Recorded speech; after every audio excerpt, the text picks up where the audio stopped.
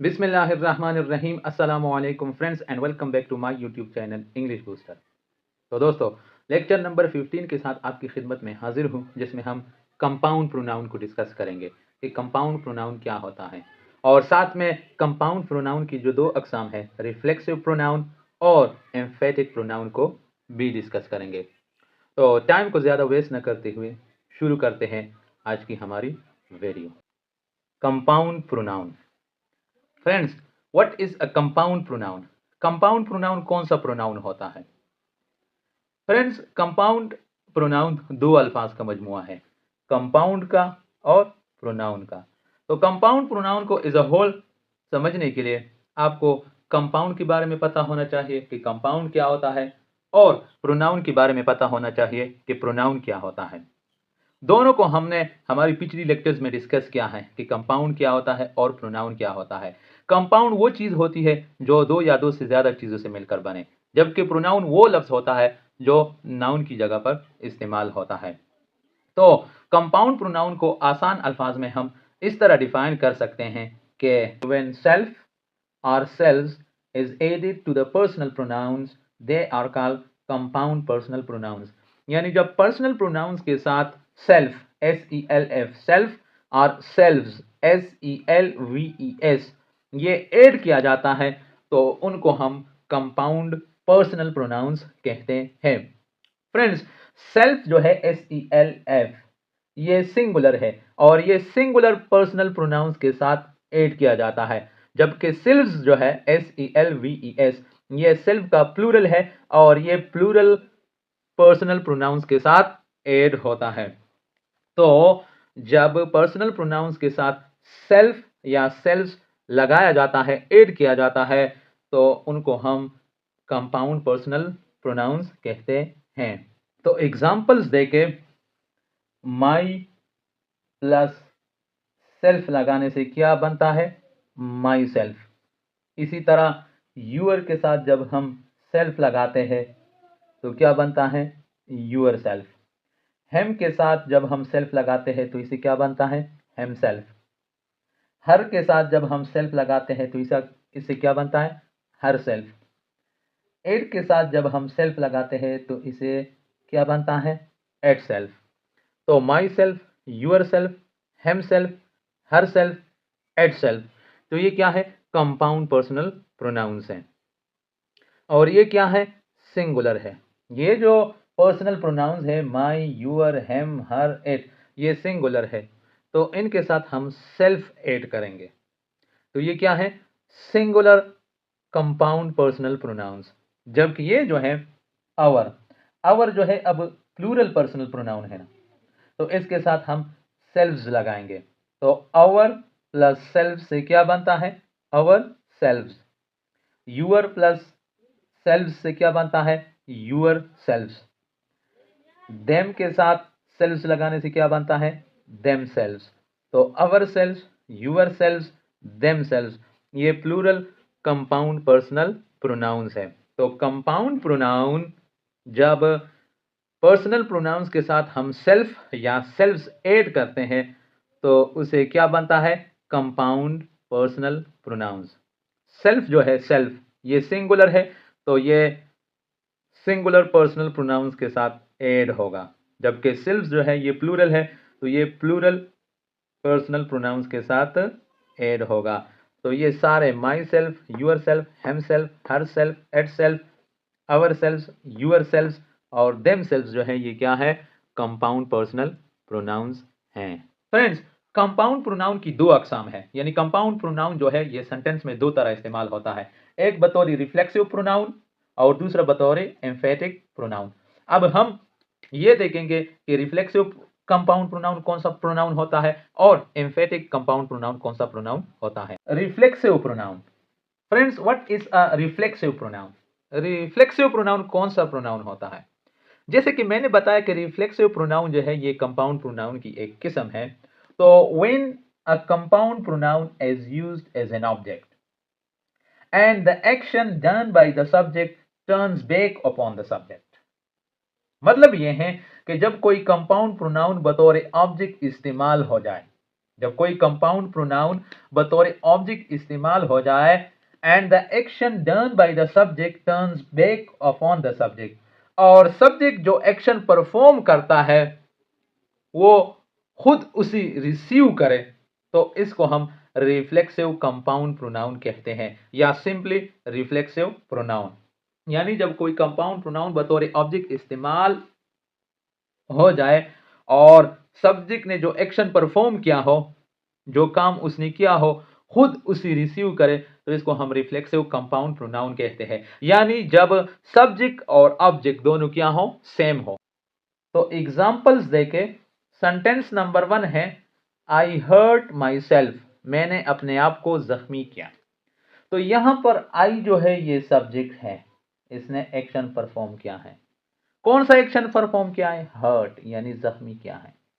किसको जख्मी किया है? काम किस पे हुआ है? एक्शन को किसने रिसीव किया है? माई सेल्फ, यानी खुद को। तो यहां पर ये कंपाउंड प्रोनाउन जो है माई सेल्फ, ये बतौर ऑब्जेक्ट इस्तेमाल हुआ है। आई सब्जेक्ट है, इसने एक्शन परफॉर्म किया है, और माई सेल्फ जो है ये ऑब्जेक्ट है, उसने उस एक्शन को रिसीव किया है। तो यहां पर आई ने जो एक्शन किया है उसे खुद रिसीव किया है, तो सब्जेक्ट और ऑब्जेक्ट दोनों क्या हुए? सेम हुए। तो जब कंपाउंड प्रोनाउन बतौर ऑब्जेक्ट इस्तेमाल हो जाए और सब्जेक्ट जो एक्शन परफॉर्म करे उसे खुद रिसीव करे, यानी सब्जेक्ट और ऑब्जेक्ट दोनों जब एक हो, तो उसको हम क्या कहते हैं? रिफ्लेक्सिव कंपाउंड प्रोनाउन, या सिंपली रिफ्लेक्सिव प्रोनाउन। तो यहां पर माई सेल्फ जो है ये बतौर रिफ्लेक्सिव प्रोनाउन इस्तेमाल हुआ है। सेंटेंस नंबर 2 देखे, ही हर्ट हिमसेल्फ, उसने अपने आप को जख्मी किया। तो यहां पर ही जो है ये सब्जेक्ट है, इसने एक्शन परफॉर्म किया है। कौन सा एक्शन परफॉर्म किया है? हर्ट, यानी जख्मी किया है। किसको जख्मी किया है? काम किस पे हुआ है? एक्शन को किसने रिसीव किया? हिमसेल्फ, यानी खुद को, यानी उसने खुद को जख्मी किया। तो यहां पर कंपाउंड प्रोनाउन हिमसेल्फ जो है ये बतौर ऑब्जेक्ट इस्तेमाल हुआ है। ही ने जो एक्शन परफॉर्म किया है उसे खुद उसने क्या किया है? रिसीव किया है। तो सब्जेक्ट और ऑब्जेक्ट दोनों एक हुए, तो हिमसेल्फ क्या हो गया? Reflexive pronoun. तो यहां पर हिमसेल्फ बतौर रिफ्लेक्सिव प्रोनाउन इस्तेमाल हुआ है। इसी तरह सेंटेंस नंबर 3 देखे, वी हर्ट अवर सेल्फ, हमने अपने आप को जख्मी किया।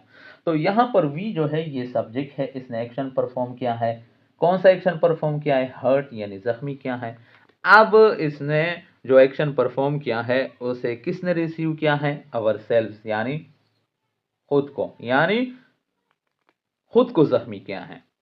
तो यहां पर ये जो कंपाउंड प्रोनाउन है अवर सेल्फ, ये बतौर ऑब्जेक्ट इस्तेमाल हुआ है। सब्जेक्ट वी ने जो एक्शन परफॉर्म किया है उसे अवर सेल्फ ने रिसीव किया है, तो अवर सेल्फ क्या हो गया? ऑब्जेक्ट। और यहां पर सब्जेक्ट और ऑब्जेक्ट दोनों सेम है। सब्जेक्ट जो एक्शन परफॉर्म कर रहा है उसे खुद रिसीव कर रहा है, तो अवर सेल्फ क्या हो गया?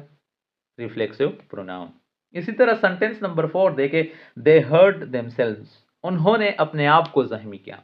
तो यहां पर दे जो है ये सब्जेक्ट है, इसने एक्शन परफॉर्म किया है। कौन सा एक्शन परफॉर्म किया है? हर्ट, जख्मी किया है।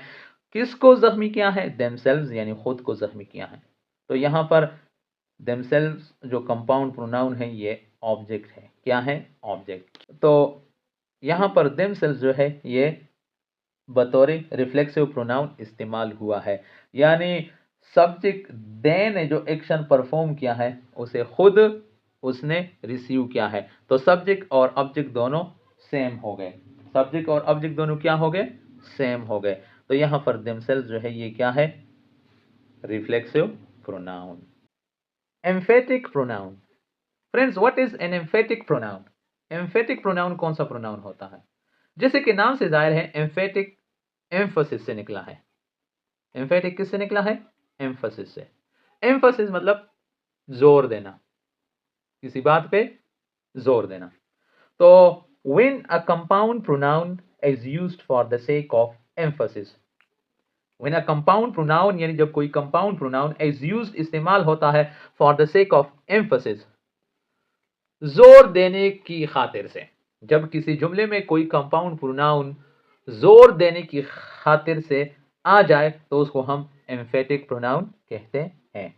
एग्जाम्पल से समझने की कोशिश करते हैं। एग्जाम्पल्स देखें। सेंटेंस नंबर 1 है I will do it my self. I will do it my self का मतलब है कि मैं ये खुद करूंगा। आई विल डू इट यानी मैं ये करूंगा, माई सेल्फ खुद। तो यहां पर ये जो कंपाउंड प्रोनाउन है माई सेल्फ, ये यहां पर जोर देने के लिए आया है कि आई विल डू इट, मैं ये करूंगा, माई सेल्फ खुद। तो यहां पर माई सेल्फ जोर देने के लिए आया है। तो यहां पर ये माई सेल्फ जो कंपाउंड प्रोनाउन है, ये यहां पर जोर देने के लिए, एम्फसिस जोर देने के लिए इस्तेमाल हुआ है। तो इसको हम क्या कहेंगे? एम्फेटिक कंपाउंड प्रोनाउन या simply emphatic pronoun. Sentence number 2 है you yourself can best explain. You yourself can best explain यानी यू योरसेल्फ, तुम खुद, कैन बेस्ट एक्सप्लेन, अच्छी तरह एक्सप्लेन कर सकते हो। तो यहां पर ये जो कंपाउंड प्रोनाउन है योरसेल्फ, यहां पर ये जोर देने के लिए इस्तेमाल हुआ है कि यू योरसेल्फ यानी तुम खुद, कैन बेस्ट एक्सप्लेन, अच्छी तरह, बेहतर तरीके से एक्सप्लेन कर सकते हो। तो यहां पर योरसेल्फ जोर देने के लिए आया है। तो ये क्या हो गया? Emphatic pronoun. इसी तरह सेंटेंस नंबर 3 देखे। He himself said so. He himself said so. He himself यानी उसने खुद, सेड कहा, सो ऐसा यानी उसने ऐसा खुद कहा, उसने ऐसा खुद कहा। तो ही हिमसेल्फ सेड सो। तो यहां पर हिमसेल्फ जो कंपाउंड प्रोनाउन है, ये जोर देने के लिए इस्तेमाल हुआ है। तो ये क्या हो गया? Emphatic pronoun. तो जब कंपाउंड प्रोनाउन किसी सेंटेंस में एम्फसिस यानी जोर देने के लिए इस्तेमाल हो जाए, तो उसको हम फिर एम्फेटिक प्रोनाउन कहते हैं। तो उम्मीद है दोस्तों कि कंपाउंड प्रोनाउन की समझ आई होगी और साथ साथ में रिफ्लेक्सिव और एम्फेटिक प्रोनाउन की भी समझ आई होगी। तो आज के लिए यहाँ तक काफ़ी था। मुलाकात होगी नेक्स्ट वीडियो में। तब तक के लिए खुदा हाफिज, goodbye and see you soon.